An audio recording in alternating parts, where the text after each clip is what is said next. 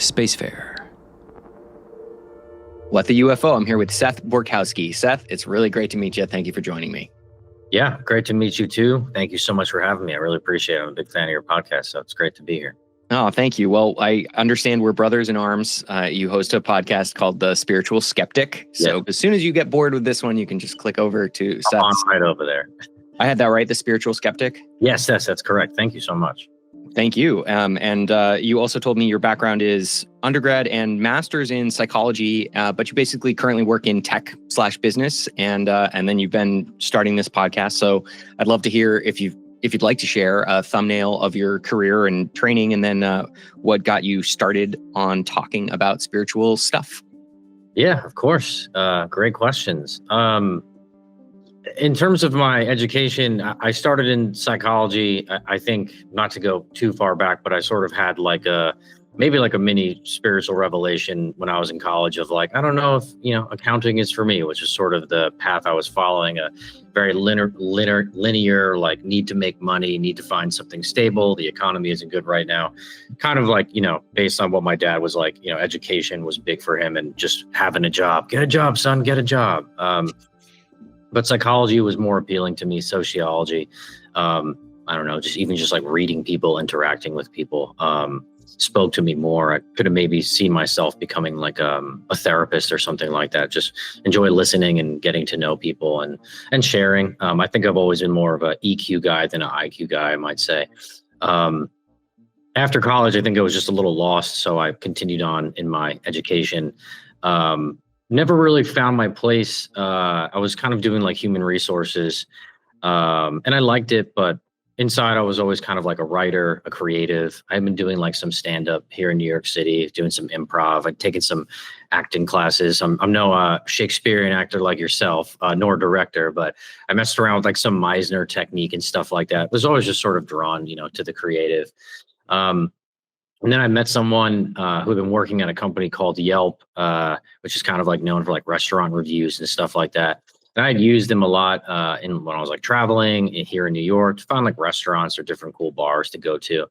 And I just started picking that person's brain and kind of made a transition to my father's horror at the time, my late father's horror, into kind of tech sales, and sort of just found a home in that world. And since that time, I've been kind of working in that space. I now work in fintech, but it's been really good. It's not something that necessarily makes me want to leap out of bed in the morning and go, I love this so much, but it's a means to an end. And I think the topics or the things I, enjoy most, of course, are what we're going to talk about today. I developed a true fascination over time with spirituality and UFOs and extraterrestrials and all that theoretical stuff. And I think it inspired me and fascinated me so much that after a while, I was like, I guess I want to talk about some of this stuff on my own podcast. So that's kind of how I ended up here today. Sweet. I look forward to checking it out. And I want to bring in the caveat that we sort of discussed offline, which is that we're curious here about getting into some difficult topics, which is to say topics with not a lot of empirical evidence around them, behind them, in front of them, in any directional relation to them. And as a sort of table setting for that, I wanted to mention, again, we've talked about this offline, that I really value the project of engaging in those challenging conversations. It's still something I'm learning how to do. And I think it would be good if more of us modeled how to have those conversations and learned how to have them, because there's sort of a strange disconnect between the rigorous scientific world and the fully open woo world, and they don't always talk to each other very well. And honestly, I think people in both camps are kind of making mistakes, and I make mistakes every single time I talk about this stuff. So I just want to disclaim that ahead of time, because we're going to explore some of these swampy territories like starseeds and channeling, and I don't know, maybe reincarnation, things like that. And so I guess as an entree to that, right. Let's start with UFOs, since that's the thing that people come to this show for. And I'll throw it over to you with a big picture, kind of hairy question. What's your general view of what's going on with the UFO phenomenon? I guess, and that's all just so well said. And I'll touch on one of those points really quick and then fast ride forward. But Great. when I first kind of got really into this stuff, I'm a big Twitter or X user. I'm a big Reddit user. So, I was in subreddits like extraterrestrials and aliens and interdimensional, like, everything you can imagine I joined. And I always found it so interesting that like anytime anyone would share anything, here's something I saw outside my window. Here's a photo from the 1950s that's really interesting. There was always just like what to me felt like this like onslaught of just criticism of like, that's insane. How could you post that? There's no viable evidence here. And people just like arguing and arguing. And I was like, man, like whether this is real or not real, can we just like take a second to say that it is extremely interesting? Can we have an opinion of like, this might not be legitimate, but let's discuss what it could be. So I think that experience in those communities slowly, almost even accidentally, like, you all might also be interested in. And then it was like, psychics or psychic mediums or spirituality or tarot. And what I did notice in some of those more woo-woo communities, if you will, which now I guess I consider myself to be a part of, as I take my tinfoil hat off, as you might say. No, but is a lot more just collaboration, perhaps. A lot more of like, oh, that's interesting, or kindness. And then like, no matter what someone would post, I often found, as opposed to there being sort of like, well, that's insane. What are you talking about? There would more just be like, just a more thorough discussion. And even if I looked at it myself and thought, there's no way that reincarnation story is real. Come on, that's nuts. There's no evidence.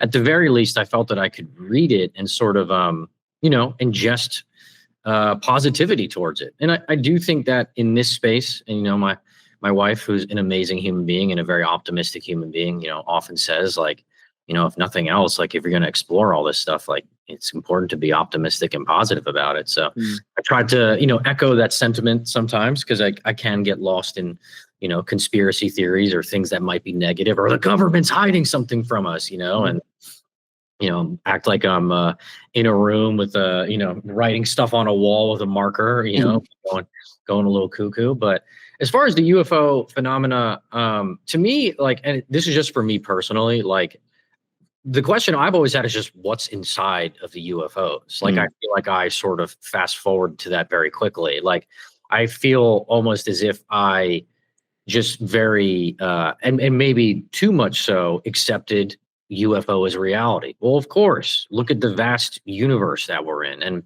my dad growing up was a doctor, but he also had like a fascination with like quantum mechanics, physics, even things like Star Trek and Star Wars. Like he had this like deep fascination with it. Like if you walked into his office, like it was like walking into a planetarium. So I think like in some ways I was exposed to that stuff in kind of a linear way, or like a parallel way. So that when UFOs kind of came to me, I was like, of course, like this could make sense. And then the fascination that came from that was just kind of like, well, who's driving these saucers? The beginning for most people is usually the Greys, which I'm sure you've had many conversations about or looked into. But that was kind of like the beginning of like, because that's what people cite most often. But that's a very long answer. So just some thoughts there. I think that's great. We may want to circle back to talking about the challenge of the conversation space. And maybe I was wrong to move us right into the phenomenon, but I do think that's what people are most curious about. So maybe we'll stay with the phenomenon for now and consider returning to conversation space as a meta topic if we have time. Sure. Some people who live in the spirit world, who think about the spirit world a lot, conceive of UFOs as primarily a spiritual phenomenon. And I think I've been sort of reading and learning about the subject for maybe around 2 years, something like that. And I notice a frequent sort of tension between the nuts and bolts and the woo. And even with people who are really deep in it, there's like there's like a problem of classification where they really want it to be one thing or the other, and they're having a really hard time getting their head around the fact that it might just be both, or there might be different kind of aspects of this phenomenon that we're perceiving. And recently, this has cropped up for me with people talking about mostly. Well, we were just talking about this episode offline, but like plasma entities and how that conflicts with claims of crash retrieval. Like if there are physical metal objects in a base somewhere that we're poking and prodding, then there is a nuts and bolts component to this, but that doesn't rule out this other spiritual realm of it. And I think people struggle because they want it to be one or the other. And I was wondering if you have any thoughts about that, or if you want to sort of lay out kind of like a bigger picture of what you think is going on with regard to spiritual forces versus like alien visitors. Do you lean in one direction or another? Do you see this as like a panoply of entities that we're probably confronting, doing different things with different abilities at different layers of reality? Or do you think there's kind of like a simpler explanation? Over to you. I mean, so many good points and good questions. Speaking specifically to plasma, it would be unfair of me to weigh in on that. To be transparent, I don't know much about plasma, though I have seen some theories circulating about it online. I think if I try to think about like the literal or like what feels like evidence versus maybe like what I've learned over time and dare I say, feel myself leaning towards believing. If I'm thinking of like the literal, I feel like a really good story, which maybe you've heard about, maybe you haven't, was the crash in not Roswell, in Brazil, Varginha, Brazil. Mm-hmm. They call that like the Roswell of Brazil. Mm-hmm. I don't know if you've ever seen James Fox's documentary, but he explores that a lot. I believe the title, I could be getting this wrong, is Moment of Contact. I believe. If I'm getting that wrong, please don't roast me, UFO community. I haven't seen it in a while. But very quickly and allegedly, what that story is that some sort of craft crashed in Varginha, Brazil, which is kind of like a random area in Brazil. And apparently, upon crashing, several sort of like reddish brown, basically our color hair, looking at probably more so mine. You're a little lighter, though I love the color, were discovered. And sort of seemed to be injured, unwell. One of them like ran away, and there's a famous narrative from a man. I feel like his name might have been Marco, but that could be wrong. Who apparently touched it with his bare hands. The craft or one of the beings? Sorry, one of the beings. Okay. Allegedly, he was from military, and then he got very sick and later died. And apparently, as he was like in the hospital, like on the cusp of dying, he sort of like was talking about what happened. And then the story goes that a couple weeks later, there were three young girls that were walking through like a field, and they like cut through like a random backyard as a shortcut. And as they cut through the backyard, they saw what appeared to be a being, and what they perceived in actuality to be the devil, because they were religious. It's kind of like crouched over, hand over its head, in a fetal position, sweating, uncomfortable. And the description talked about, like in like a New York Post article, was quite profound for the person who talked about it this time. She was like, kind of like seeing an animal, and the animal senses your fear and you sense the animal's fear, sort of like this exchanging of like, I'm scared of you and you're scared of me. Almost like if I were to see it, like, this is a bad comparison, but like if I saw a spider in my apartment, like I'd be way more scared of it than it's scared of me. Probably. I'm such a sissy with bugs. So that's like a story that I'm not saying like I fully subscribe to this, or like I believe this, or like that's real, but that was one similar to Roswell that like really like shook a lot of people in the UFO community, so much so that James Fox, a very well-known guy, friend of Leslie Kane, as you mentioned in your podcast, went on to make a documentary about, what is it that happened here? What's the Brazilian government hiding? What are the stories that emerged from this? Who are the three little girls that talked about seeing this this creature? And it's not so different than the aerial school phenomena, for example, right? Like, which maybe you've heard of. That one I'm familiar with, yeah. just a bunch of, little kids in a field, and all of a sudden they're looking at what were apparently, gray aliens communicating to them telepathically. Obviously, it sounds fantastical, like something out of a, crazy movie, but then Steven Spielberg went and made a documentary about it called Encounters. So that's sort of like the, what you might consider to be closer examples of what maybe we've gotten to quote unquote evidence. I can feel potential YouTube comments coming up on this video of like, you're out of your mind, that's not evidence. And I want to be respectful to any and all opinion. That's just sort of what I've read and what I found interesting, not something I've personally experienced, of course. I think for me, so that's like one half. I can then kind of delve into what I sort of see as the spiritual side of it, and then how the two interact, if that direction makes sense. Yeah, sure. I would just hop in to weave in the meta conversation thing a little bit. This thought that's popped up for me a couple times while you were talking about people's reactions, which I've also seen and been discouraged by, is that people want proof before they even consider it to be evidence. Like they don't want evidence, they want proof. And I think about that sort of distinction. I've pressed at least one physicist on this. I've had a good conversation about like this question, the statement.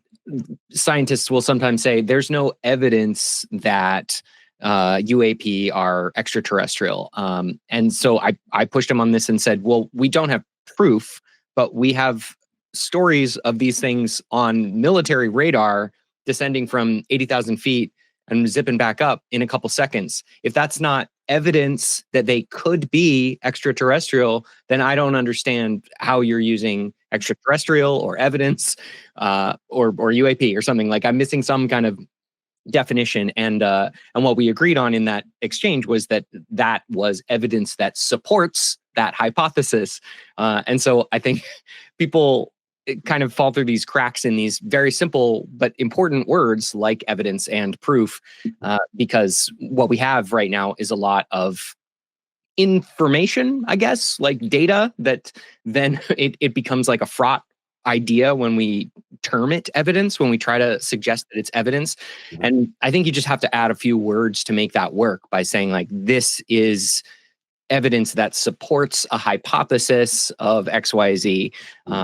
As opposed to, I think people get angry when you say this is evidence that these things are extraterrestrial. It's like evidence that they could be. And that's a simple but sort of like valuable intellectual hygiene bit, I think. We'll come back around repeatedly to how to have these conversations carefully, but I'd like to hear more about your thoughts on the spiritual side. And then maybe we'll have to deploy even more careful conversation tools to engage with that.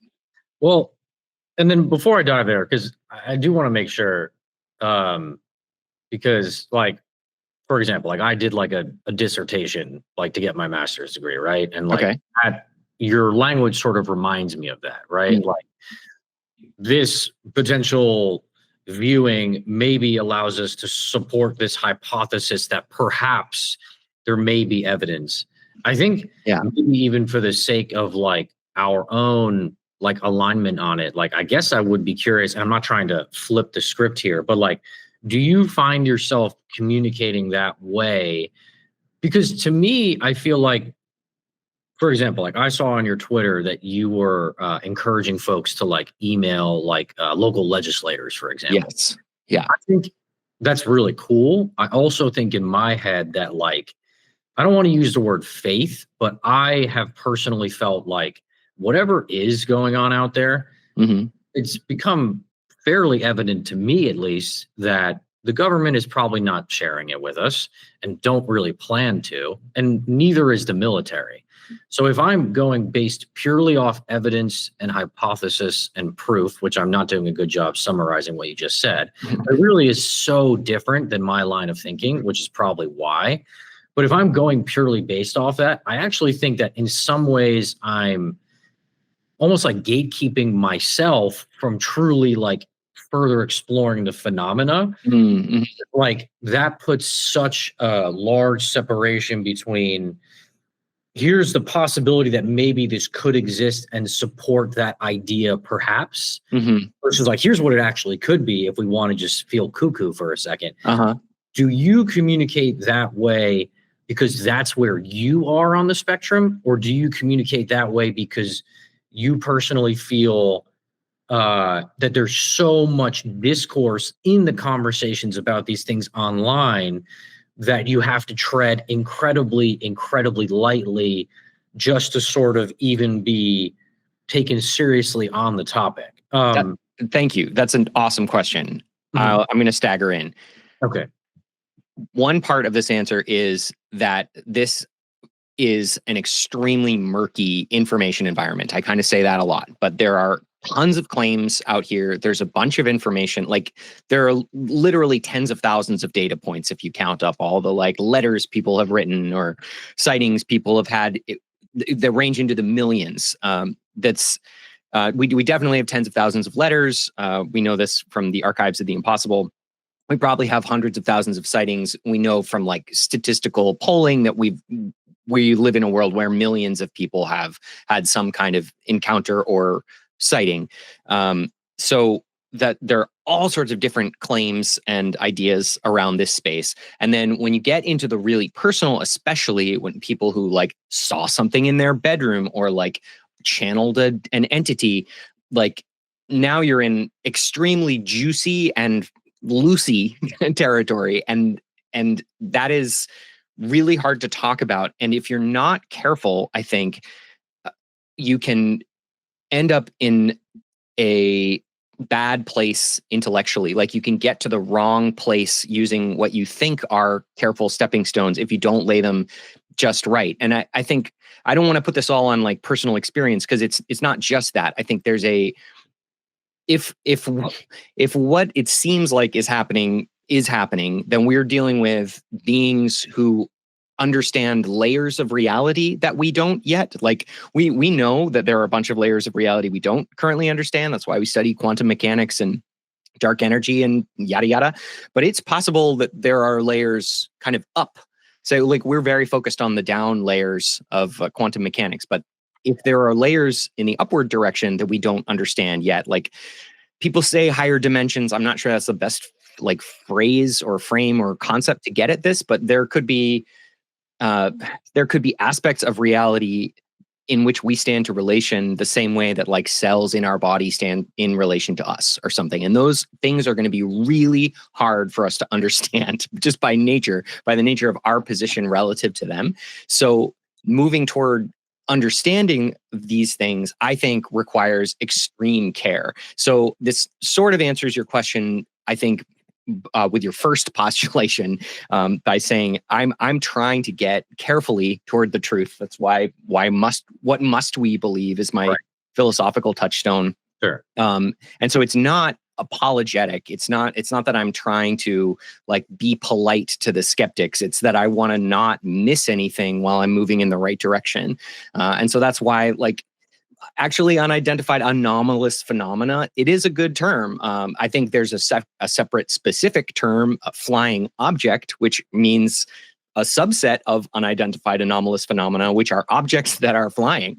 That's okay. Both of those terms have value. We don't need to pick one or the other. But non-human intelligence, for example, is another good term that's like, maybe it's both more general and in a way more specific than, it is more general. It's more general than like extraterrestrial intelligence, because extraterrestrial intelligence could be non-human intelligence, but also a spirit, an angel, a demon could be non-human intelligence. Even an AI could be non-human intelligence. So I think it's really important to be careful and rigorous in how we describe what we're talking about and pursue the facts that we're trying to get to, because if we're not, we can like skip over things by accident and make bad mistakes.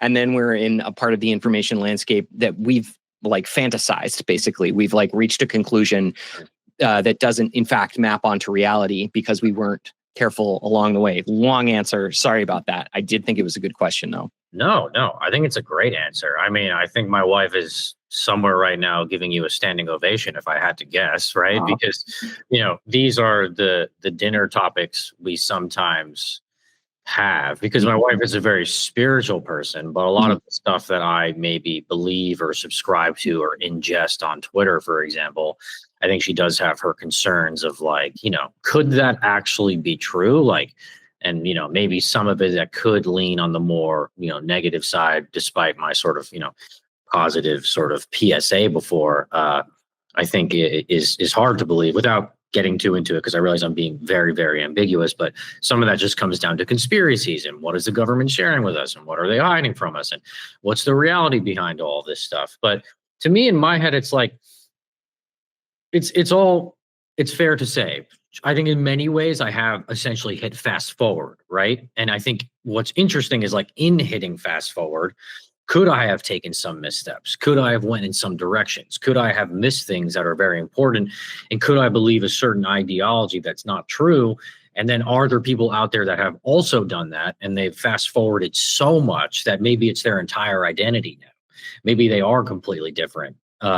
If that's kind of like I'm capturing somewhat of what you're alluding to. Yeah, I just want to say I think you can go pretty far with simple speculation, and that can happen lightly. It doesn't have to be like 18-word caveats. You can just say it could be that right. Blah blah blah blah blah. Like it could be that we are reincarnating in a cycle of karma, and that we are moving either higher up or lower down some kind of like emotional arc. Like it could be that there's a real physical truth to the Buddhist idea of samsara and the wheel of suffering, and that we in fact are moving in one direction or the other. It could be. Right. And you don't have to say like it is theoretically conceivable that such ideas may contain merit. Like you can just say it could be true. That's okay. And where I have a really hard time, and where I'm still kind of like sharpening my chops in terms of talking to people, is when people just say stuff as if it is true. Yes. And they don't throw even a simple could in there. Yes. And I like at that point I have a hard time. And so I'm trying to train myself in these conversations to raise my hand when that happens and say, so we're entering a realm of speculation here, it seems to me, or like, do you have good evidence about the Pleiadians and the Arcturans, or right. Like, where are you drawing this information? And if it's just like, excuse me, Bashar on like, I almost swear there, I have a really hard time with that. I want to bounce this off you about channeling as a creative type. It seems like we both are in different ways. I have a really hard time just engaging with the project of considering people's channeled experiences. And the frank reason is that I don't trust people to know the difference. Like in general, at a high level, I can't be confident that people understand the difference between creativity and channeled intuition. Right. That doesn't mean that I don't think channeled intuition is real. I hold space for the possibility that stuff happens all the time. It may be like a really important part of how consciousness works. Right. But also creativity is real. And I know that because I am a creative person. I've engaged with, like you mentioned, improv, for example. Improv has like some channeling elements. You're just like opening your mind and seeing what flows through it. And you're right. Like grabbing it quickly and moving on and kind of trying to ride that lightning. And I could imagine that there might be times in channeling where you really feel like you're clicking, and other times where you're sort of improving, and like, maybe that's a mix. So I guess the question for you is like, how do you, when you encounter somebody who's telling you like really wild stuff, like you were telling me that you follow somebody who basically feels like they're channeling starseed information. Yes. How do you process that information? What are some of the tools you use to think about it? Or do you just kind of open a big wide net and go, all of this is interesting and it might be true, and I'll just like see if any of it links up with information I hear other places? It's a great question. And it's challenging to know where to even start. I do feel myself veering more towards, so I'll say a couple things, like for my podcast in particular, which I'm not trying to promote, but in my head. Oh yeah, you should. Well, that's why you go on other podcasts to promote your podcast. I don't even actively promote it, to be honest, because I think what's different between you and I is that I am more apologetic to the skeptic. As opposed to maybe not caring what the other person might think. I do feel concerned that what I'm saying is crazy.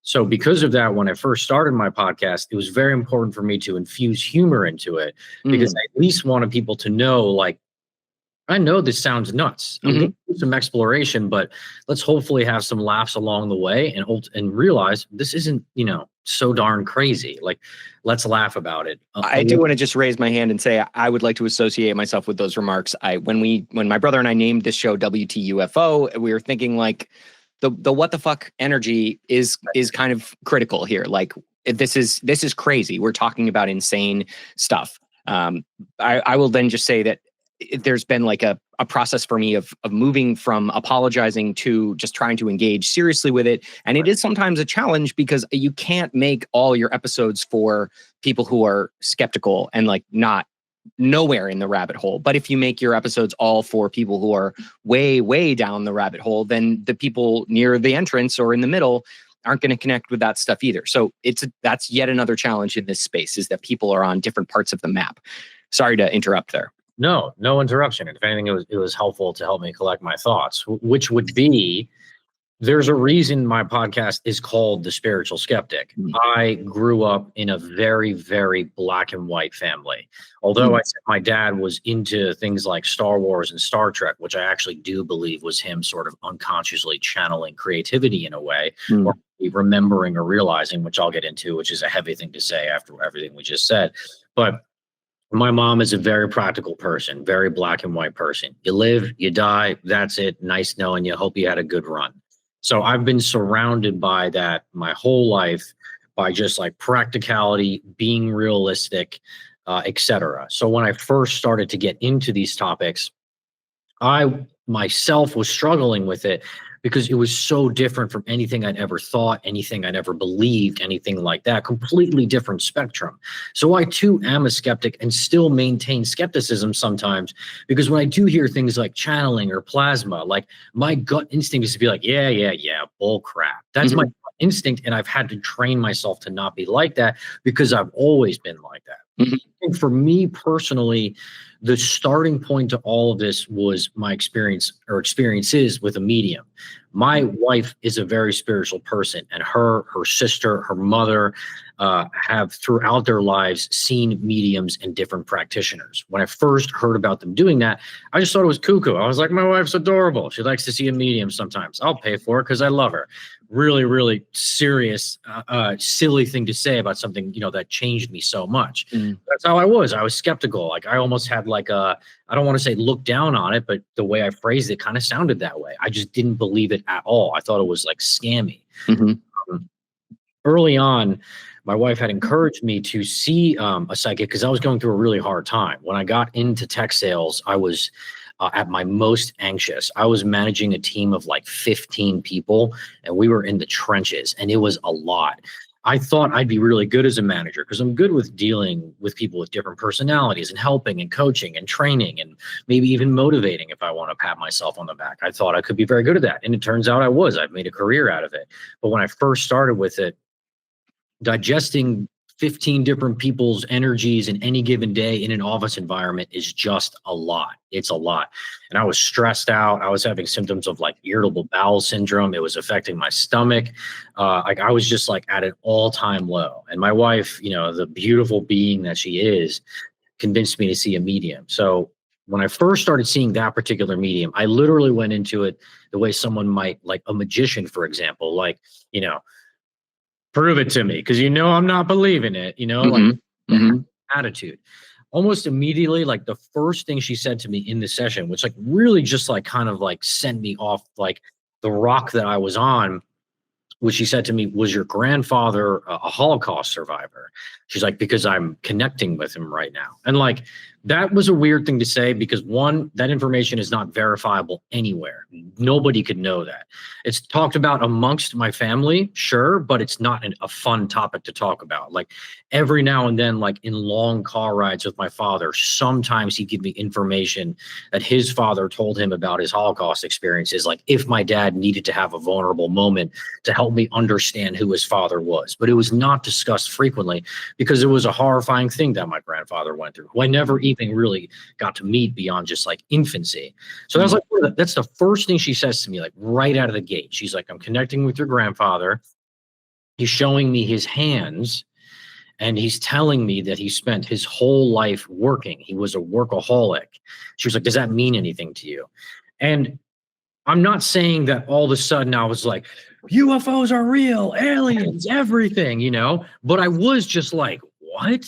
Like, I was just like, my heart was definitely like, bump, bump, bump, bump. And I talk about this in my podcast because it just really, really, really surprised me how she started giving me after that, not only information that is really only discussed amongst my family, but also just like advice. And I walked away from this conversation feeling like I just got 10 years of therapy in 1 hour with a person to this day who I've never met. I don't know what she looks like. It was all over the phone. And to me, that was the beginning of like, whatever is going on here, I don't understand it. And you better believe I'm going to spend all my time to understand it as much as I possibly can. So that was a little bit of a different entry point for me because it really flipped so much of what I had believed throughout my life just on top of itself. And, my wife, of course, was like, told you so. So that was kind of the beginning. And then to me, that actually does translate as I learned more and more, arguably, to a lot of the extraterrestrial stuff, which I'm happy to further dive into. Don't want to hog the mic either, but that was kind of just like the beginning. That's interesting because for me, the hard nuts and bolts UFO stuff was the entry point to a bunch of psychic stuff. And I sometimes think about this. There's a beat in the old movie Galaxy Quest where like Justin Long is playing a nerd who like is really into the show, and the cast is like, it's not real, we're just actors. And then like late in the movie, they need his help with something, and they call him, and he's like, listen, I know it's not real. And they're like, it's real. And he's like, I knew it. And that is kind of how I feel about this, because I spent a long time in the like strict materialist phase of my life. But I was, as a kid, I was like really interested in magic, and like I had like a conviction / a desire that all that stuff was real. And sometimes, I mean, frequently, I will still feel this when I'm in like a very complete natural environment, like a forest or a big field or something. Like I really feel connected to the energy, and those are the places where I feel like magic is alive and real, and you can really connect to it. But I sort of like, I did what most people do, which is like disabused myself rudely of those notions somewhere in like middle school, probably, and then just like shut them off completely. And then I wasn't even really capable of noticing when the first UFO stuff started happening because I was so shut out of that worldview. And then when the veil got ripped, I kind of had an, oh my God, I knew it moment, like, all this stuff. And I want it all to be true. But now I'm happy with the architecture that I developed in the intervening like 20 years or 30 years, where I like learned how to think carefully and learned to expect that things have like scientific explanations. That doesn't mean that science has explained everything that is meaningful. But it does mean, but my perspective is that if there's new stuff for science to understand, we will eventually be able to understand it scientifically. And this has been a sticking point for me with some of the higher woo academics. Like I thought a pretty interesting conversation with Jeff Kripal, who has more of a sort of like holistic, open view about all the possibilities. And the way I read it, at least, please forgive me, Dr. Kripal, if I've got this wrong, was that the project of his academic life is about putting possibilities on the table. And he wasn't so interested in like sorting and picking between them. And I am. Maybe that's like an irrational holdover of my materialist instincts, but I want to know what's true in these spaces. And it's not good enough for me to just say, oh, maybe it's all real. And like whatever anyone tells you about any spiritual claim is true. I will say that I have moved into a place of thinking that it's possible that any of those things, any given story, as like now gets a non-zero probability rating for me. And then when they link up and you start hearing like repeated bits of information, you start to think, okay, if that's coming from over here and from over here, maybe it suggests that there is a real thing. Maybe reincarnation is real. I'm kind of there on reincarnation. I also wanted to point out a specific book I read like I don't know, I think a couple dozen books about sci stuff when I started peeling back this veil. And probably the most interesting, there's one Lisa Campion book called like Awakening Your Psychic Self or something. I don't remember. But she was really cool.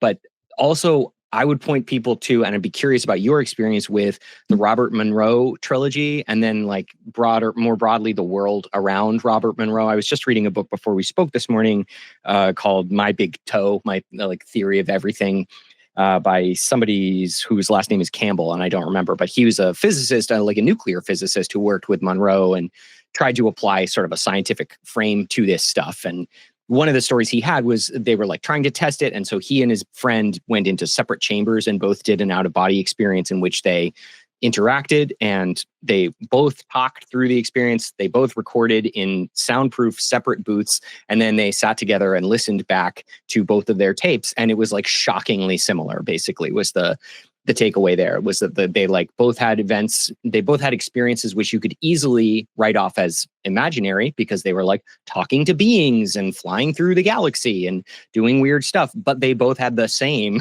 or, you know, maybe not exactly the same because I haven't heard this audio, but they had very similar experiences to the point that after 2 hours of listening to it, they were pretty convinced that what they had just done was real. So yeah, this was kind of a filibuster, but where I am is that a whole bunch of this stuff probably is real, and we're just like barely beginning to understand it scientifically. But I think we can ultimately do that. And just because we don't have the tools yet, it doesn't mean we can't build them, or that like in principle, this stuff should be invisible to science. Does that seem right to you? I think it does. I mean, I think if there's any sort of like, and I'll say I don't know the Robert Monroe stuff as well, Okay. but if there's any like minimalist takeaway, and I'm certainly not doing a good job summarizing the detail you had there, but I feel like everyone at some point needs to have a non-scientific, personal life, spiritual awakening. Mm. I don't know how that happens for everyone, and maybe it doesn't, but I think and I think what's interesting for me is like, I feel like once I got from A to B, I was like, whoa, this is real. Then I started to look back earlier in my life, and I was like, have there ever been times where like maybe I experienced feeling similar to this, that kind of akin to what you said, I shut down. This is a weird example, but when I saw the movie War of the Worlds with Tom Cruise, 2005, I like had like a spiritual experience borderline in that theater. For me, just like watching extraterrestrials on screen and this idea of like an invasion, I had never really reacted to a movie that way. I feel like I sort of like zombie walked out of the theater. I still remember where I was sitting. I remember the people that were around me. I remember the energy of the day. I remember what the screen felt like. I remember the visuals. To me, looking back, that was a signaling that like maybe I was knocking on the door a little bit of even just idea of alien. I do think that, you know, I don't want to sound woo-woo, but I think in my life, as I've started to, I'm really at the point for me where honestly, I'd say once every 3 to 6 months, I like to visit some sort of a practitioner, say a medium or a tarot. And you have to be very, very careful because there's a lot of frauds out there. There's a lot of people that need money. There's a lot of people, you kind of touched on this before, where there's channeling and intuition, and then there's infusing your own thoughts into it. That's a hard line to negotiate. And you never really know what's like truly authentic and what's 100%. Yeah, just to click on that, when you say be careful, what do you mean? Like, how would you be careful about that? I think like an example of it would be like, and I say this with love, I promise, but there are like some people like in the Twitter sphere, for example, that are like, I'm a starseed, and they give themselves like a starseed name and believe that they are in origin like a specific starseed race. I've had moments where I've thought that. I'm not going to deny it. But I think when that becomes the entirety of your identity, then you are maybe prone, as you kind of alluded to before, to taking some missteps. And perhaps there are traits that some people may have that make them, I don't want to use the word vulnerable, but have a certain disposition to lean towards that kind of information because maybe it's comforting. Maybe they're going through a hard time in their life. If anything, you could argue that when my father passed away, of course, I started believing in mediums and those kinds of experiences. I was at the lowest point of my life, right? So I guess how is to honestly be more like you, is to have a healthy sense of like, listen, we need to tread lightly. And it's very easy if we get too deep into this information to miss things or to misstep. I think at its base, I think that's a good way of going about it. I think for me with the mediumship stuff, if we're talking like, and the word is not fact, but what feels like, whoa, it's like this idea of like another human being sharing something with me that I've never spoken out loud, written out loud, is not on the internet, and is not available for anyone to see. How is that possible? If I'm trying to just not find something verifiable in there, and then if I can find that person, and if that person's channeling, probably 100% of what they share with me is not going to be accurate. So don't take it as gospel. You can take away something from that that's positive, that motivates you, that's helpful, that's meaningful, and maybe that makes you feel more connected to someone you lost. You know, I've spoken to mediums before, and it really feels like they're channeling my late father. And that's a beautiful feeling. I met this medium one of the first times I ever saw her. We get on the call. My father had passed away in 2022. And she said to me, she's like, I don't know why, but I have this overwhelming craving for diet soda right now. My dad was a diet soda addict. Diet soda was his hard drug. It's a simple thing to say, right? She didn't break any barriers or blow my mind, but it's one of the first things that came up. I don't have Facebook. I don't have Instagram. I don't have TikTok. I'm not talking about my dad drinking diet soda online. I'm not even sharing the fact that he passed away with people generally online besides this conversation.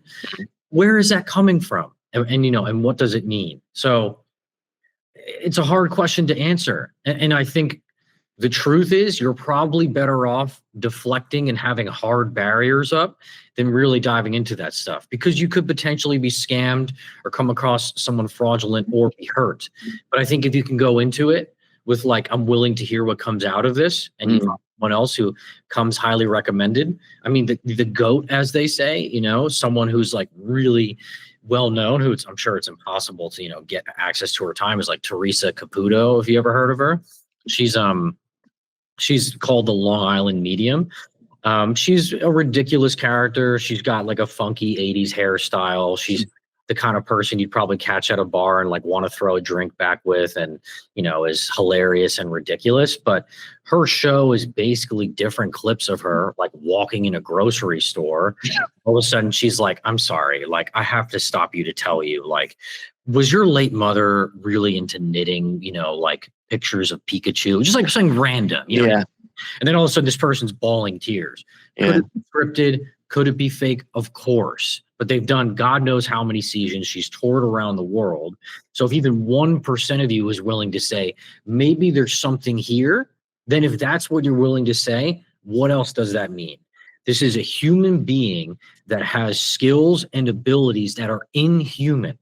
How is this person able to do something that is not human? Who are they? Where are they from? What's their deal? So that links itself a lot to the starseed theory. And I'm, trying to tread lightly here, but the starseed theory, for those who are unfamiliar, is the idea that there's an extraterrestrial in origin. So someone, a being living on another planet that's living a perfect existence that chooses to come to Earth, which is like a school, to forget who they are in origin and to live a life at a lower vibrational frequency, to learn lessons, to understand what it's like to be imperfect, maybe to give themselves a certain disease or condition, to make life hard.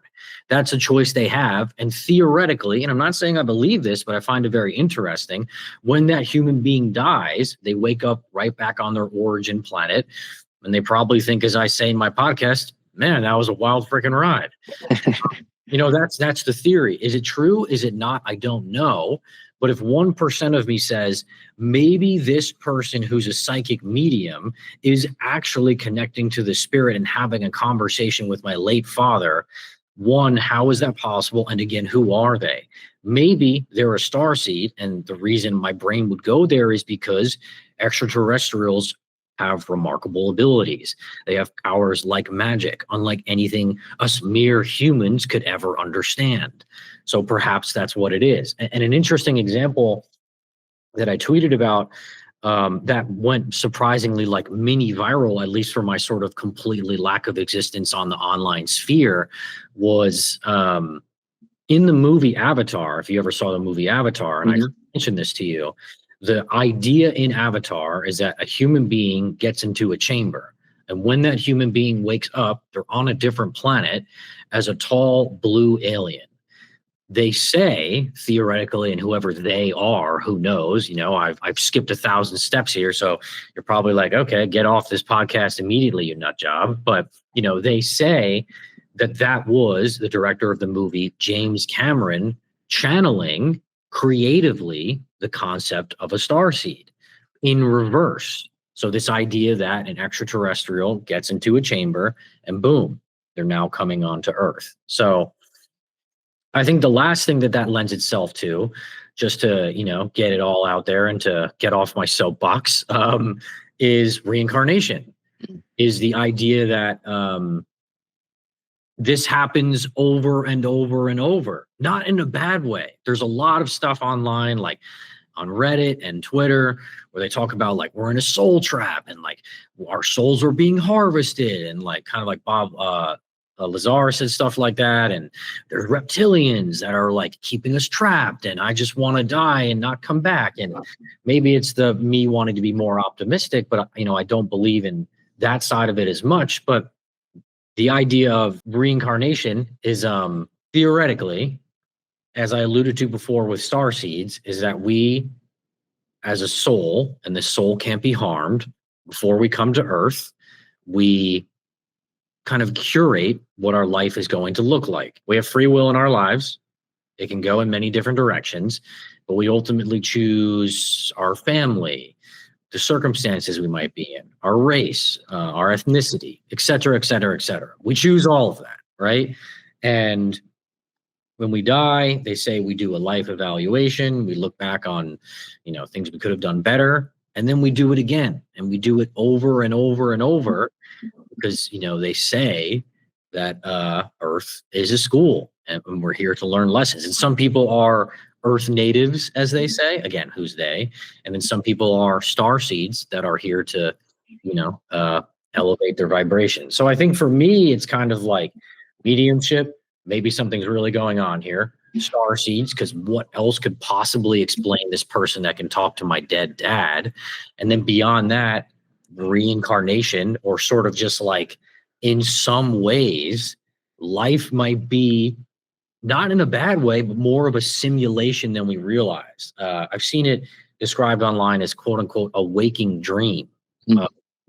So that's sort of like some stuff I've gotten really into over time. And by all means, I know I probably skipped a million steps, but that's just some stuff I'll throw out there. That's really cool. I appreciate you laying out like a metaphysical structure there, because I think it's hard to do, partly because we're trying to be polite and intellectually careful.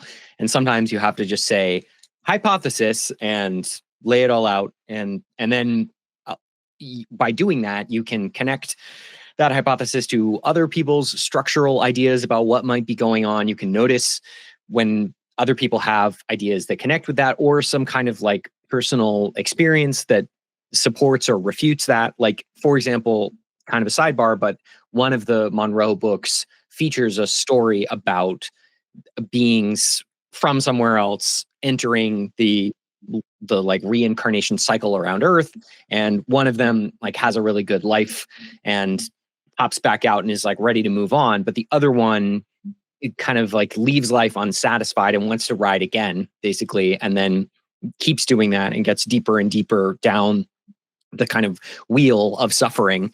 And his friend is kind of like following him spiritually through these lifetimes, trying to get him out. And I just found that very interesting. It's from Bob Monroe's personal like astral journeys. So that's what you might call low quality data, but it is some kind of data point. It's like a personal experience, and then it gets a huge question mark because who knows? It could be imaginary, but it is notable when a bunch of potentially imaginary things happen to sound similar. So if like a few dozen or a few hundred or 1,000 people tell you that they have some kind of imaginary experience that suggests that there's something like this soul contract process going on, you maybe start to raise an eyebrow a little bit more and think maybe that is a way the world works. I have like 6 other responses to what you just said because it's so long. I said a lot.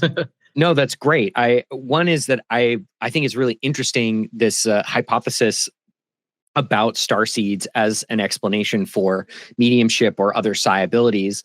And I just wanted to not exactly press you, but add to the table that there are other possibilities that you could conceivably imagine for psi abilities. Okay, that's something you already thought about. I mean, how could I disagree with that? I mean, I have to be crazy, right? Like, yeah, well, this is a crazy space.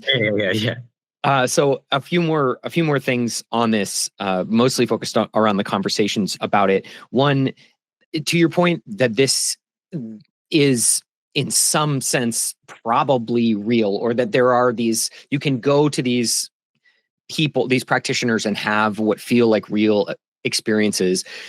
And thousands of people do that all the time. And history is just like littered with stories about this. Yes. Something that kind of widens my eyes thinking about it's like it is really weird that this is not an area of active mainstream scientific investigation. There is some scientific investigation around it. Like Dean Radin is a guy I would point people to for trailheads on serious science psi research. But there's not much. Like there's nowhere near the amount that we spend on like quantum mechanics, for example, which is a soapbox I get on often about how we should investigate UFOs. But we should investigate this psi stuff similarly. And it's strange that after thousands of years of reports, our position is that it's all probably fake still, even though like if you bring it up at any party, at least 1 in 10 people are going to say, yeah, something extremely strange and unexplainable happened to me.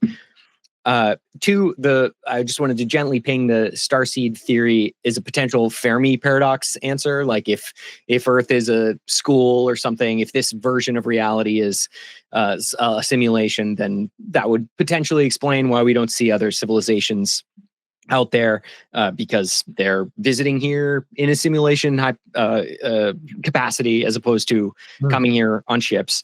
And then 3, the bigger thing is having hard conversations in this space, just beating this drum again. So it's so exciting and challenging, but it's also extremely difficult. And so I wanted to talk to you a little bit about it as you kind of are embarking on your podcast journey. I think you said you're like 6 episodes in. I don't know. Do you have guests? Not yet. Not yet. Okay. That would be so far it's just been solo, but yes, that would be the plan. Okay, cool. Well, then since it's coming, I'd love to lay out a little bit of my experience about this. And then if you've, as a viewer, like if you've got any notes for me, I would be open to it. Because what I've been doing is trying to talk to very serious people, the PhDs, the hard journalists, the military folks when I can get them. I really value their perspective. And also I want to talk to people who are a little kind of like closer to the woo, like closer to the personal experience. I've had maybe 6 or 7 conversations with people who are in like in the position of having had direct experiences, which they can't explain. But in these conversations, it's been really hard for me because I don't want to be rude to them to flag their claims as challenging for me. And so something I'm still learning how to do, and I'm actually pretty grateful for the people who watch this show calling me out when I do it badly, is to raise my hand when I hear something that doesn't make sense to me. So I'm still working on, and I think I'm getting better at, how to confront these challenging claims in real time. And the few ideas I have are looking for specific definitions. When people use a term, I want to know what exactly they mean. Like this conversation about plasma recently, we went from like plasma is everything to plasma is a state of matter to plasma is energy. And like it helped. I think we did a pretty good job of moving a little bit toward specific definitions, but I could still have done it better. Another is like really flagging when we move from hard fact to speculation. And if we're speculating, then what are the grounds we're speculating on? And if we're claiming this is knowledge, then what is the source of that knowledge? Right. And then 3 is just like, what are our reliable sources of information? So actually, that's a decent pivot out, unless you have thoughts that you want to throw in based on that burning pile of ideas that I just shared. The next question I could put to you is, what are some sources of information you consider reliable, places that you've gone to, media sources, books, channels, whatever, that you have found some version of ground truth or at least intellectual rigor within? Well, I guess this is the part of the podcast where we go there, but and I mean in the sense of, so if you want to dive into this stuff, and if you want to go down what are some of the strangest rabbit holes possible, and I know this is someone that we both follow, and it's someone who many people consider a polarizing character. They don't like him. He's very direct with his communication. He's given very little information. He's like, in terms of, there's no video, there's no real audio. So it's all, hearsay, if you will. But a lot of the stuff that I personally have found to be interesting, I'm not sitting here saying it's real, interesting, has come from a guy on Twitter who goes by Kabamer Tegeta, from the alleged family of Tegeta. Can you spell this maybe for people? Yeah. You could look him up. It would be Kabamur Taygeta. To even say it out loud, especially on a podcast like this, is challenging because, again, you've worked with, astrophysicists, PhDs, doctors. My late father was a doctor, and his dream was for me to be an Oxford Rhodes Scholar who would eventually go on to become a doctor. I'm squeamish around blood, so there was no chance. But I would just say someone who has piqued my interest on a lot of these topics, and I'm not saying that, again, his information is correct, has been this particular character. To explain, because he did inspire a fair amount of my podcast, to be fair, allegedly, this person, I think it's pronounced Kabamer, but I just have gotten used to calling it Kabamer, so I'm just going to say Kabamer. Allegedly, he is a Pleiadian extraterrestrial. A Pleiadian, for those who don't know, is an extraterrestrial that looks like a human being, often referred to as Nordic or tall whites, sort of like these tall, absolutely beautiful, long blonde hair, literally look like maybe like a very good looking model from like Sweden, for example. That's allegedly what he is in origin, that starseed concept. So apparently this gentleman is a Pleiadian extraterrestrial, as is his mother, apparently. She also is apparently clairvoyant. She has the ability to channel and has communications with these extraterrestrials. I know, even saying it out loud for someone like yourself, you're like, Seth, you're really losing to me here. I know. So I'm not trying to go, to lose you, but that's just me explaining the environment around it. If anything I've said is of interest, they could be worth looking into, because they talk about just a lot of really interesting stuff, from reincarnation to soul plans. And a lot of what they get into is quite dark and sometimes disturbing. I don't really particularly love talking about that stuff, but I think they sort of opened my eyes a little bit to the idea that probably what I'm looking for is not going to come from the people that currently govern me. Which is okay. That's not me criticizing politicians. I'm not trying to get into a whole political discussion. I hate this person, I hate that person. That's just not my vibe. But I think what I started to wake up to a little more, even just reading it and reading some of the comments, and obviously a lot of the people that you have in there maybe are clinging on to something, maybe have a certain disposition, like I alluded to before. I'm not trying to hate on anybody, though. So you never know.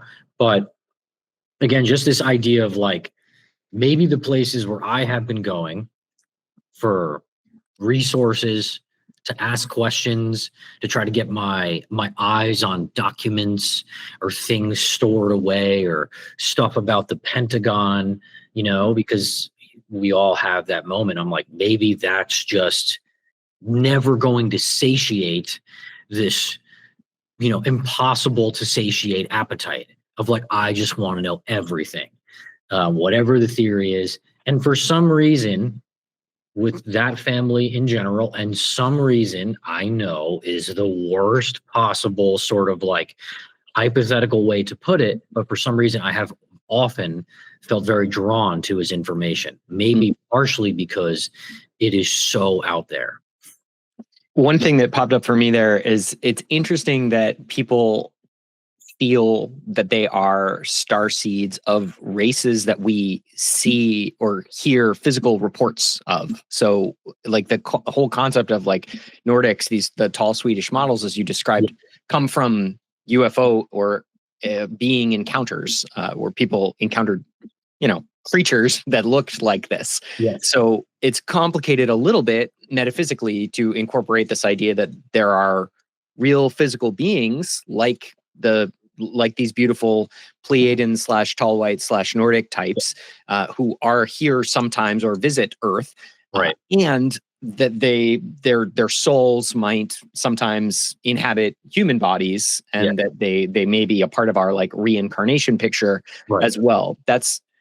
That's challenging. Yeah, of course. But it also led me to another thought about how to stand up for intellectual clarity in these difficult conversations, which is to carefully map metaphysics that we are proposing or exploring, and then to consider optionality within those maps. So I'm thinking about this epistemological term, mutually exclusive, collectively exhaustive dichotomies. It's also like a corporate decision-making term, I think, but like you could apply it to this idea, the question of like reincarnation, like either there are non-physical soul type things that can inhabit physical bodies, but also move through a cosmic realm and potentially inhabit multiple bodies over lifetimes, or there aren't. I probably put too much in that. Like either souls are not real. That's a mutually exclusive, collectively exhaustive dichotomy. Either souls return or can return for multiple physical life journeys, or they can't and don't. That's another collectively exhaustive dichotomy. And that's that kind of structure. It can be really useful. And I think a danger in the space is that as people learn more metaphysically, they try to just put all the puzzle pieces together. And so one thing I would propose and want to like keep in mind myself is that we should look for contradictions too. Like in addition to support, we should keep our eyes open for, okay, wait, if this is true, well, then this other idea probably isn't true. So like if there is a control system, or if Loosh is real and some beings are feeding off of our energy, then what other ideas does that contradict? Like if this is a happy school where people come for fun, maybe that is contradictory of the concept of like just sort of a prison planet where some beings are keeping us here to extract some resource from us. Or maybe there are compatible possibilities here, like it is a school for fun, but then there are these like I don't know, like symbiotic creatures that extract some aspects of it. My basic project there was just to propose and encourage rigorous mapping of the metaphysics we're considering, and then considering carefully the options and how they support or contradict each other. Did that spark anything interesting for you? I mean, I think it's really well said. I think, first of all, to comment on what you said before of like, it sounds like some of your commenters have criticized you maybe for not being, direct enough with people or asking the hard questions. I think in response to that, I would say, I think you do just an amazing job, just skirting the line, because to me, these are intimate conversations, right? Like it's a lot different when you're talking to someone. And I've spoken to people where I've thought, okay, our beliefs are totally different. I actually may well think you're literally insane. Mm-hmm. I can say to you, hang on, you sound nuts. Let me challenge you on that real quick, right? That's a challenging, line to sort of negotiate when you're one-on-one with a fellow human being. So sorry, parenthetically, I had a conversation months ago with somebody who said, so I met these aliens at a party, and I was so like stunned by his statement that I didn't press him on it. And what I felt later I should have done was just say, how did you know they were aliens? It's like a really simple question, but like so this was like a profound truth for him. I was trying to respect his experience and his like personal feeling of knowledge of this situation, but I didn't do the really obvious thing in retrospect, which is just to say, where did you come by this knowledge? Like, did you just have a strong feeling that the guy with dreadlocks that you're telling me was Arcturan, like was from somewhere else? Why? And then like, if he doesn't have a good answer for that, then like, sort of the evidence notch kind of tends to tick down, but it is hard to hop in with that. Sorry to interrupt. No, it's a good point. I mean, look, again, like if you're talking to someone and their story is their personal truth to their core, that person will more than likely, of course, as you know, be sensitive to having holes being poked into that. To be clear, poke all the holes you'd like. Disagree with everything, call me nuts. I don't care. I'm okay with that. But I understand why that would be a difficult line to negotiate. And it's also worth saying too, the starseed concept, as I was alluding to lightly myself, who wouldn't love the idea of being an incredibly gorgeous, attractive, tall, white Nordic being that looks like a 6'5" model? Yeah, so that on the inside, you're super special and have power.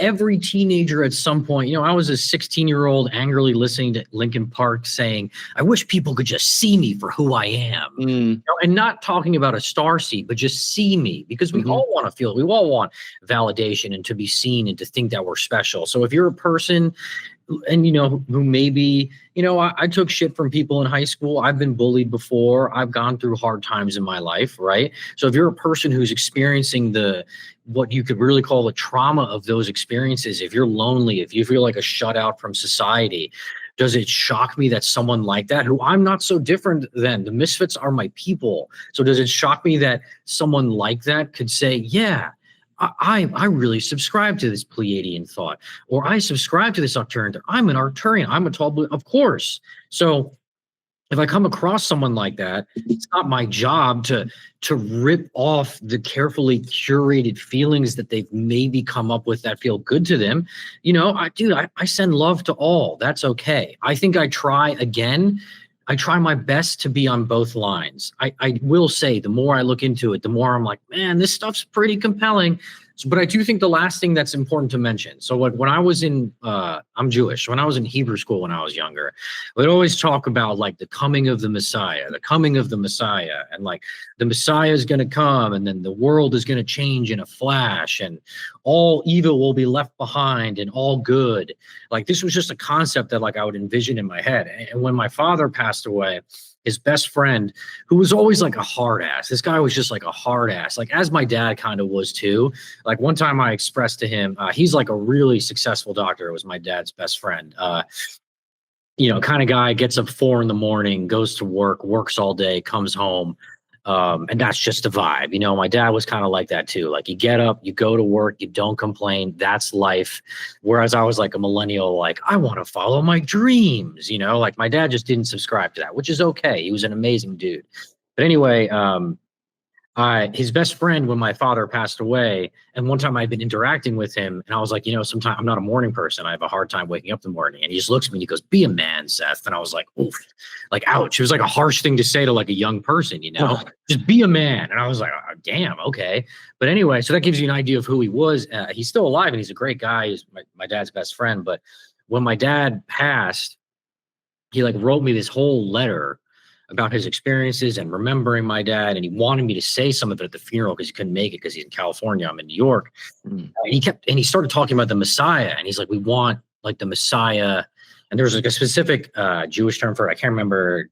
Don't hate me, my fellow Jews. I'm sorry. Like Mashiach or something like that. I'm probably getting that wrong. But like he started mentioning it, which I thought was so weird because that was so not like him.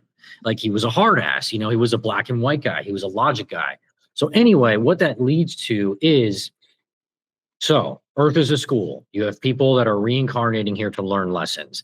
It's not all just like, let's go have a good time. Like, a couple of us gals going out to the bar on Saturday night. That's not what reincarnation is, right? I didn't mean to maybe make it sound that way. You're here to learn lessons. You're here to grow. You're here to explore themes. Arguably, one of the themes that I was meant to explore that was previously set up in my own life was my dad, who had bipolar disorder, was going to rapidly decline in health at a far younger age than anybody should have ever experienced. And I was going to have to go into a caregiver role for him, which, made me cry, tears of horror many times in my life for the situations that I ended up with, whether it was him overdosing on the lithium medication that he was on, or me having to drive him to the mental hospital while he was having a conversation on a piece of paper that he thought was a phone. This is my dad, right? This is a man I looked up to and I loved very much. I'm so sorry, Seth. It's okay. But I'm sharing that with you because I'm not saying it out of sympathy or to elicit anything, but more so what I really do believe in some ways is that he was playing the role he was meant to play. This was already predetermined. I came here to have those struggles. That's what I signed up for. That's what my soul wanted. There's something I needed to figure out. Also, I have a very, very rare disease. I have a disease. It's called Klippel-Trenaunay syndrome. By looking at me, by seeing me walk around, you would never know. You would never have any idea. But my foot has these like port wine stains on them. It's very red. It's very, very alien looking. Who knows? Maybe I'm a starseed. Continues up my leg. I got fucked with as a kid because of it, because it looked weird. Going to the pool was my nightmare. Anytime anyone ever said to me, what happened to your foot? It's my least favorite question on earth. And I always wear pants because I don't like to be looked at, right? You can't tell if I have pants on. You never know. I'm not handicapped. I play sports. I get around just fine. I'm lucky. I have a mild version of it. But I also do believe that I have that condition for a reason. Right? My soul wanted me to experience the hardships and the difficulties. I wrote the story. I'm a writer now in this life, and the soul writes the story. I do, in some ways, think that that has truth to it. So anyway, what does that mean? What am I ranting about? What is old Seth going on about here, right? So the theory, the alleged idea, the Messiah is that we are now in our last reincarnation. This is the last one. And things in life, society, are going to get more juiced up, more difficult, more like unrest, more unhappiness, more difficulty, more issues. Some people say James Cameron was channeling the after of it in the Terminator films. I'm not saying that's true or not, but some people say that. Until, in a flash, the sky will fill with UFOs, and this is talked about like across religions. It really is. And in a blink, like the opposite of Thanos snapping his fingers in Avengers. Remember when you ever see it where he snaps his fingers and half of humanity is wiped out? In a good way, all good will move to a new Earth, and all bad will be left behind. This is a theme spoken about by that guy, Kaba Murtigeta, all the time. Obviously, when I first heard it, I was like, everybody here needs to be on medication yesterday. This is insane. There's a new Earth. Nobody's going anywhere. What are you talking about? But then when I started to revisit my dad's friend talking about this, which is not empirical evidence, I'm aware of that. But when I start to look around and I see more people talking about UFOs, the advancement and horrifying nature of AI sometimes, like it is scary how good AI is. Like we use it in my company daily, social media, and people just being like more sensitive these days. I'm in New York City. Like people are juiced up over here. People are sensitive. Like you can feel it riding the subway. Like everyone's like 1 second away from getting into a fight. So the theory that Kabamer often talks about is like I said, there will be unrest. There will be difficulties. Things are going to get really, really bad. You know, what is it? The dawn is darkest just before whatever the line is. I think of Batman. Right. It's darkest just before it's completely black, John McCain used to say. Right. So that's sort of the ending theory to it all of, you know, clairvoyant individuals, life after death, reincarnation, coming here to learn lessons. And then finally, you know, this idea of like, what's it all for? We're not just down here to like, you know, have a good time, but it's all leading up to what is this magnificent event. And Covermer sort of says that the people behind this all, the biblical angels, are not angels, but rather the Pleiadians that have sort of been, he talks about this galactic federation a lot, which again, I know sounds nuts, right? But he talks about that a lot. And this council or United Nations of extraterrestrials, if you will, that are overlooking and managing and are aware. And a lot of the time people hear that and they're like, well, if that's true, then why would they let what happened to your father happen? Why does cancer exist and all that? The problem of evil again, right? Right. And I don't know. I guess the answer to that is, free will, whether it be good or bad. But something he says a lot is like the worst evils that we see in life, are from human to human, not from like extraterrestrial to human per se. So anyway, I just wanted to get that bit out because to me, that's the ending of it. Also, an interesting piece in there to maybe touch on if we have time is like the Mandela effect as well and how that kind of plays into it. Because that's like an interesting kind of phenomena that a lot of people subscribe to. But that's my whole boatload of thoughts. Sorry to explode that all. No, that was great. Thank you. And I think we should probably bring this in for a landing because we've been going for an hour. But I did have one sort of place to take it on our way out, I think, which is this idea, this set of ideas suggests to me spiritual hygiene, which is a phrase that I've used before and basically mean that there is such a thing as like a valuable spiritual path to walk that in itself is good, but might have material bearing on potentially upcoming events. Just to scatter sideways briefly, it is pretty different if there's a like collection of entities watching Earth and like managing it. That's a pretty different hypothesis from like one all-loving God watching all beings. Like I think it probably implies that there might be different answers to the problem of evil. It might also imply there's a bunch of different stuff going on in terms of like the details of how that works. It's an interesting theory. It's an interesting idea that if we had this social apparatus, could maybe try to confront and engage at like an international level. I think we probably should try to do that, but I'm not confident that we're going to have the wherewithal, at least in the next few years. On a personal level, though, it does kind of point to better spiritual practices. A bunch of this stuff points in the direction of better spiritual practices. Like if reincarnation is real, if something like karma is real, and there's like if there's really such a thing as like a down or an up spiritually, then maybe we should try to orient up as much as possible. And if there is some kind of like rapture event coming, whether or not it involves a whole bunch of UFOs, right. It would behoove us. I'm basically describing a version of Pascal's wager, which is like, it would make sense to act in a holy way, just in case this stuff actually matters and ends up being really important to what happens next in the like unfolding of reality. But along the way, it's also just better for you to live with a vision of love and light. And I sort of subscribe to and agree with your idea about largely avoiding the darker visions of the world. I don't think we should ignore them entirely as like talk about hypotheses. It all. You're wrong. Yeah, didn't mean to cut you off, but yeah, no, it's okay. I think we both hope they're wrong. Is the point there? But as people who aspire to intellectual clarity and care, it's going to make sense for us to engage with those theories at least at some point along the way. But meantime, it sort of feels like a spiritual imperative and a rational decision for us all to try to move toward whatever version of spiritual brightness we can figure out. So as an outro question here, I thought maybe I could ask, what is that journey like for you? And what do you recommend that other people do in like this year ahead or in the coming years? Or if we get lucky and we all have long, healthy lives throughout the rest of their lives, do you have some vision of the spiritual good life? Well, I'll honestly say that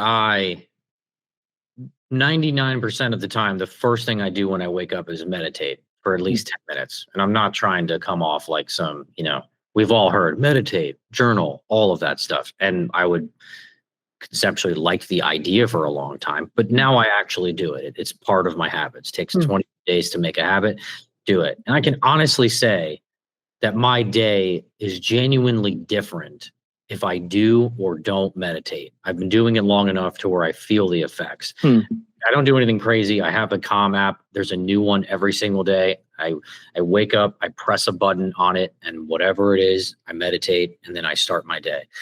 I think that there's really, excuse me, simple value in meditating 10 to 15 minutes a day. I also just think that, I mean, look, if we go one step before mediumship, it's one of the books that had the most impact on me was You Are a Badass, which is by Jen Sincero. And in that book, she has a very sort of comical, relatable approach to the beginning elements of spirituality. And she sort of talked about her introduction to spirituality, like line dancing when she was living in the South. And she was like, when I first started it, I thought it was kind of silly. And she's like, but I figured I'd do my best. So I put on a pair of cowboy boots. And then I line danced and I had a pretty good time. And then I got a hat. And next thing you know, I was dancing my achy breaky heart out every single weekend. And she was kind of saying that spirituality in some ways can be similar. I'm no spiritual guru by any stretch of the imagination, but I do think that in some ways that can be the beginning. And more than most people realize, the scientific revolution, as you say, really is not that far off from the beginning stages of that stuff. And even something simple like, there was a movie that was like super viral back in the day called The Secret, which is all about manifestation, like some really wonderful authors and successful people on it. I think one of them was a guy who wrote, was it Chicken Soup for the Soul, if I'm remembering right? I can't recall, but just the idea of like, we do have the capability of like, manifesting our life. So anyway, I'm not trying to end in some sort of woo-woo thing, but my wife and I were just talking about this last night as like a joke. Like in New York City, like sometimes you go into a restaurant and you end up sitting in a seat where you're so close to someone you can hear each other's conversations, which I personally find really awkward. And I made this like declaration like years ago. I was like, I'm manifesting the best seat whenever we go to restaurants. And like my wife swears up and down, and she's, a lovely human being. So maybe she's just being nice, but she's like, anytime we go out, I swear we get the best restaurant ever since you said that. And maybe she's just trying to encourage the positivity and the manifestation. But I do think that there is something to that. And I think that there are just a lot of experiences that I've had with, and I've had to test drive, right? I've had to make some mistakes. I've had to be, maybe kind of like, what am I doing here with mediums and tarot card readers? And I'm not so much into tarot and astrology, but mediums I am attracted to. Even just like clairvoyant individuals that have at the very least opened my eyes to, wow, maybe there's something more here. And then I'd say the last part is just maybe diving deeper into some of the stuff I said with an open mind, coming from a person that growing up was very much the type to just shut it all away. There's no way that's true. How could that possibly be? But I would honestly posit to anyone, if you're really interested in extraterrestrials, if you're really interested in UFOs, if you think about this stuff all the time, if you find yourself perusing Twitter and subreddits and listening to this kind of stuff, even if you have found everything that I have said to be psychotic, which is very possible, and I respect it, even if you have found that, I would venture that there's a good chance that you may very well be a starseed. And the reason you're so attracted to this information is because you're recognizing something within yourself. Is that fact? Am I saying, I die over that? Do I believe in starseeds so much that maybe I'm one and I would say, yeah, when I pass away, I'll wake up in a chamber somewhere? No, thank you. I'd like to be alive and healthy for as long as possible. But maybe there's 1% of that could have an element of truth to that. And I think that if it resonates even 0.1%, that it's worth in some ways maybe letting down the intense veil of like, I must have the hypothesis and the information, which is how things should be approached. And I respect the shit out of you for that, because I think you are such an intelligent person. But I think maybe for, those who may be listening and disagree, it's worth letting those walls down a hair, not pointing and, wanting to hate the concept, and just looking into it and saying, what can I uncover here that might be interesting? Thank you so much for your time. I just subscribed to your podcast. It's called The Spiritual Skeptic by Seth Borkowski.